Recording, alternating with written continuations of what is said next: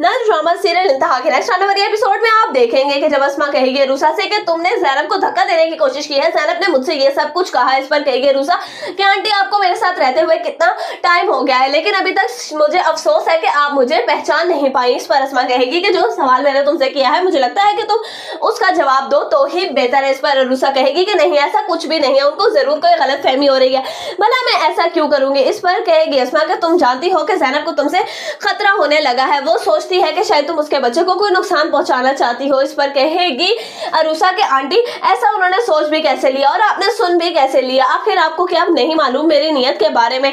लेकिन अगर आपको फिर भी ऐसा लगता है तो बुलाए ज़ैनब को यहाँ पर, सामने सामने सारी बात क्लियर कर लेते हैं। इस पर अस्मा कहेगी कि मैं दोबारा से इस घर में कोई भी तमाशा नहीं चाहती, इसीलिए जो कुछ हो गया है होने दो। लेकिन अब मैं तुमसे एक ही बात कहना चाहूंगी कि तुम ज़ैनब से दूर रहना, उसके करीब ना जाना। ये तमाम तर बातें जब नौशीन सुन लेगी तो वो अरूसा से कहेगी कि देखा मैंने तुमसे कहा था ना कि ये अस्मा किसी की भी सगी नहीं, और हम जैसे को तो वो वैसे भी मुंह नहीं लगाती, इससे तो सिर्फ और सिर्फ तुम्हें असद की वजह से बर्दाश्त कर रही है। देखा ना कि किस तरीके से उसने अपनी बड़ी बहू के कहने पे आके तुमसे सवाल जवाब करना शुरू कर दिया और तुम पे तो सीधा सीधा इल्जाम ही लगा दिया। इतनी ही देर में वहां पर फहद आ जाएगा।